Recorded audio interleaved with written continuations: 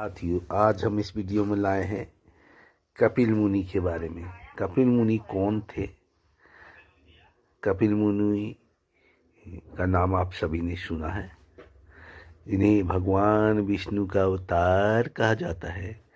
पुराणों में इन्हें अग्नि का अवतार और ब्रह्मा जी का मानस पुत्र भी बताया गया है। इनकी माता का नाम देवहूति व पिता का नाम कर्दम था। इनकी माता देवहूति ने विष्णु के समान पुत्र की कामना की थी, जिसके बाद भगवान विष्णु ने शम उनके गर्भ से जन्म दिया। कपिल मुनि प्राचीन भारत के प्रभावशाली मुनि थे। उन्हें प्राचीन ऋषि भी कहा गया है। कपिल मुनि के समय व जन्म स्थान के बारे में पूर्ण निश्चय नहीं किया जा सका। पुराणों और महाभारतों में इनका भी उल्लेख है।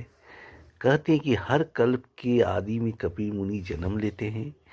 इन्हें जन्म से ही सारी सिद्धियां प्राप्त होती है, इसीलिए इन्हें आदि सिद्धि या आदि विद्वान भी कहा जाता है। कपिल मुनि सांख्य शास्त्र यानी तत्व पर आधारित ज्ञान के प्रवर्तक थे। कुछ लोग इन्हें अनीश्वरवादी भी मानते हैं, लेकिन गीता में कपिल जी को श्रेष्ठ मुनि कहा गया है। इन्होंने ही सबसे पहले विकासवाद का प्रतिपादन किया और संसार को एक क्रम के रूप में देखने का कार्य किया। एक पौराणिक कथाओं के अनुसार एक बार ब्रह्मा जी ने अपने पुत्र महर्षि कर्दम को सृष्टि बढ़ाने का आदेश दिया, जिसके बाद कर्दम बिंदुसर तीर्थ के पास जाकर कड़ी तपस्या में लीन हो गए।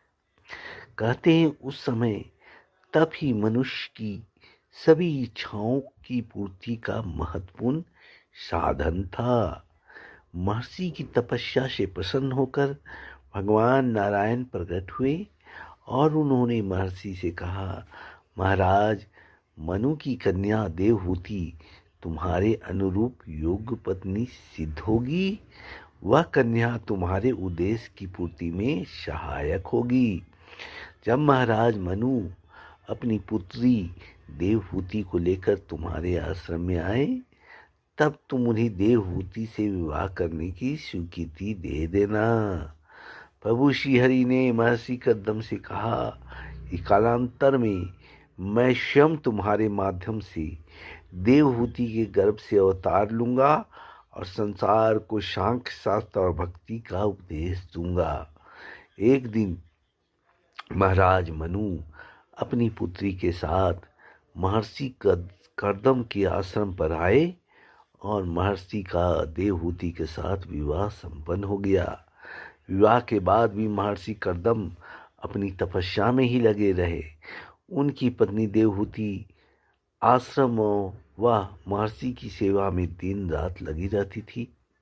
राजकन्या से वह अब वकल धारणी तपस्विनी बनकर रह गई। उनकी पति भक्ति और सेवा से प्रसन्न होकर महर्षि ने उनसे कहा, हे कल्याणी, तुमने मेरी सेवा में अपने आप को सुखा डाला। मैं तुमसे प्रसन्न हूँ। मैं तुम्हारी कौन सी इच्छा पूरी कर सकता हूँ? देवहूति ने संतान प्राप्ति की कामना जाहिर की, जिसके बाद देवहूति ने 9 पुत्रियों को जन्म दिया। एक दिन महर्षि कर्दम में पूर्ण वैराग्य का उदय हुआ, जिससे उन्होंने अकेले ही तप के लिए वन जाने का फैसला किया। यह सुन देवहूति ने व्याकुल होकर उनसे कहा, देव, मैं इंद्रियों के विषय में मूढ़ बनी रही हूँ। मैं आपके प्रभाव से अनभिज्ञ रही, फिर भी आप जैसे महापुरुष का संग कल्याणकारी होना चाहिए। प्रभु, मेरे उद्धार का मार्ग बताने की कृपा करें। पत्नी की यह बात सुनकर महर्षि बोले, भद्रे, आप परेशान ना हो। तुम्हारे गर्भ से परम पुरुष प्रकट होने वाला है। वे तुम्हें तत्व ज्ञान का उपदेश देंगे। मैं उनका दर्शन करके ही यहाँ से जाऊंगा। उसके बाद समय आने पर भगवान कपिल ने देवहूति के गर्भ से अवतार लिया, जिनके दर्शन करने के बाद आदेश लेकर महर्षि तप के लिए वन में चले गए। भगवान कपिल ने अपनी माता देवहूति को तत्व ज्ञान का उपदेश देते हुए कहा, यह मन ही मनुष्य के बंधन और मोक्ष का कारण होता है। मनुष्यों को सभी ओर से अपने मन को खींचकर भगवान के स्वरूप में लगाना चाहिए। माता को भक्ति व सांख्य शास्त्र का उपदेश देकर भगवान कपिल समुद्र तट पर चले गए, जहाँ समुद्र ने उन्हें अपने अंदर स्थान दिया। माता देवहूति भी अपने पुत्र का उपदेश सुनकर भगवान में अपना मन लगाकर मुक्त हो गई। भगवान कपिल द्वारा दिए सांख्य शास्त्र के उपदेश का उद्देश्य तत्व ज्ञान के द्वारा मोक्ष प्राप्त कराना है। ब्राह्मण ग्रंथों में यज्ञ कर्म के माध्यम से अपवर्ग की प्राप्ति बताई गई है। कर्म कांड से हटकर ज्ञान कांड को महत्व देना सांख्य की सबसे बड़ी विशेषता है।